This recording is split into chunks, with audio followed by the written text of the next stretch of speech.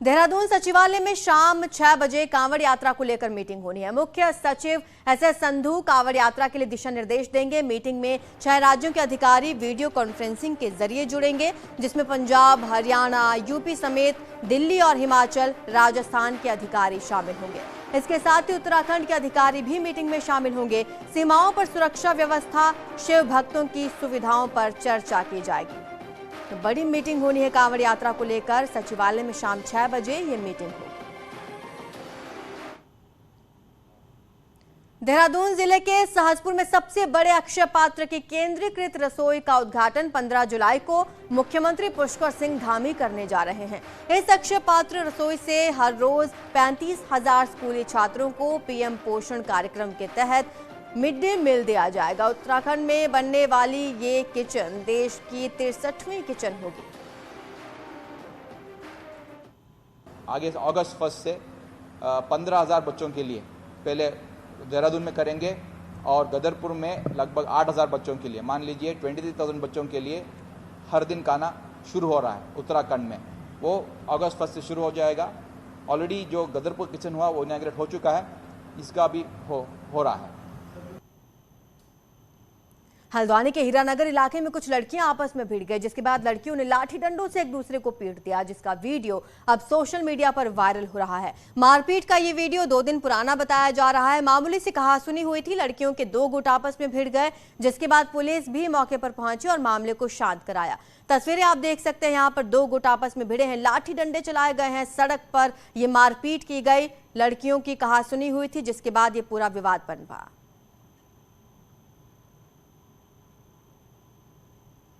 रामनगर में काशीपुर से पौड़ी के बुआखाल को जाने वाले NH 309 के पास धनगढ़ी नाला उफान पर आ गया, जिसमें एक कार बह गई। वहीं कार में 4 शिक्षक सवार थे, जिनकी जान बाल बाल बची। इस नाले के उफान पर आने से सुबह 5:30 बजे से ही यातायात बाधित है, जिसके चलते दोनों ओर गाड़ियों की लंबी कतारें लगी रही।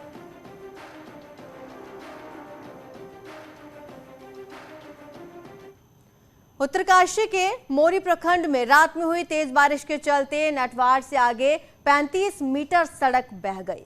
ये मोरी सांकरी मोटर मार्ग है, जो नटवाड़ के पास तेज बारिश के चलते गदेरा उफान में आने से 35 मीटर बह गया है, जिसके चलते लगभग 2 दर्जन से ज्यादा गांव का संपर्क मुख्यालय से कट गया। मोरी में नटवाड़ के पास एक सड़क को क्षति हुई है देवी आपदा से, और उसमें अधीक्षण अभियंता PWD को निर्देशित कर दिया है कि इसमें जो पुनर्निर्माण का कार्य है तत्काल ही प्रारंभ किया जाए। उत्तरकाशी के मोरी प्रखंड में बारिश ने रात भर तांडव मचाया, जिसके चलते नटवाड़ क्षेत्र में खेतों और फसलों को भारी नुकसान पहुंचा।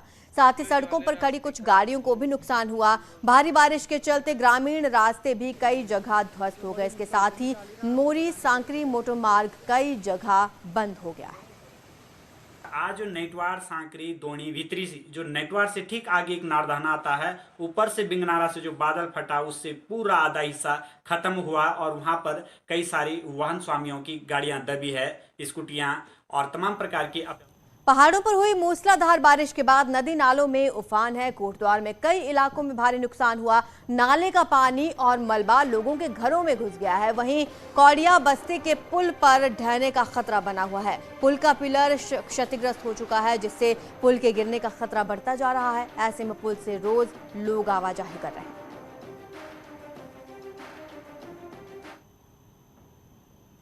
उधर यमुनोत्री गंगोत्री को बद्रीनाथ और केदारनाथ से जोड़ने वाला मयाली घनसाली स्टेट हाईवे पुल टूटने के कारण बीते कई दिन से बंद है। पूरे मामले में अब रुद्रप्रयाग जिलाधिकारी मयूर दीक्षित ने क्षतिग्रस्त पुल का निरीक्षण लिया।